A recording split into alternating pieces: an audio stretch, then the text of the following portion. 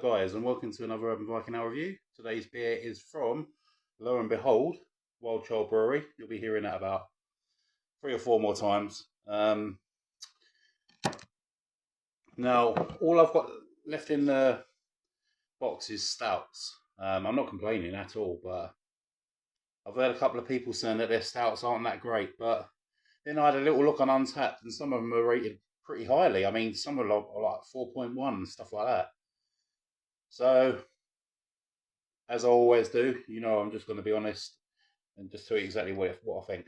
Anyway, this is called Opaque Reality, and it comes in at 5.9%, and it's a mango and passion fruit milkshake IPA. So, yeah, this is the only one I could have which was slightly cold because, let's see. Let's read a little bit of bump on the back. I know I said don't go off. I wasn't going to do it, but it's only a tiny bit. It just says, so you're one of those people that's stuck in your own bubble and fails to see past the end of your own nose. We'll get stuck into this juice bomb of an IPA with bags of Galaxy and Citra, a decent hit of natural fruit flavouring and lactose for a creamy mouthfeel. It sounds the job, doesn't it? Right, let's give it a go. Yeah, a shout out to Scott from Scott Reviews Things. He actually done a check-in on Untapped, and I think he's because on I don't know if people will use Untapped. I'm sure a lot of you do, but maybe those you don't. It's basically like Facebook for beer. You post your beer and then you post your little sort of comment underneath it. And Scott's one was I think he was out with his wife having a beer, and his comment was he basically nicked a bit of her beer when she wasn't looking or something like that, which I thought was hilarious because I don't know, I just thought it was funny. Anyway, that had such a build-up, didn't it, that story? And then it was just at the end. Story of my life. Right. So, poured quite a big head on that. I tried my best not to, but it's clearly a little bit lively. Beer in a glass, hazy orange colour, as I expected to. A mango milkshake IPA. You know it's going to be hazy. I'm just hoping I can get a bit of a nose through that head. Let's give it a go. Yeah, no problem. Yeah, straight away you're getting those. I don't know if they use adjuncts in this, but you are getting mango.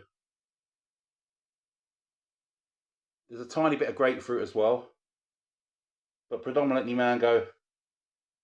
It does smell like mango juice, actually. There's a little bit of a hop sort of edge underneath that as well. Like a slight bitter and hop. But yeah, maybe it's all in the taste, but it does smell decent enough. Cheers.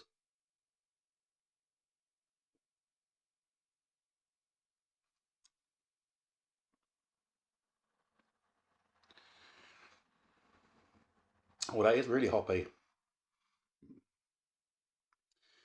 The only thing it isn't is it isn't smooth. It's claiming to be a milkshake IPA. You expect it to be quite smooth with the wheat, with the oats and the wheat and stuff like that. Because you use, like in wheat beers, you tend to get like quite a nice sort of smooth sort of taste. But it's really nice. It's really hoppy.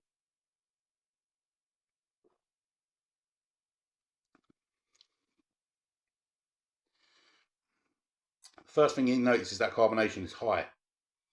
I mean, we're talking almost Belgian high. Can't get in massive burps already.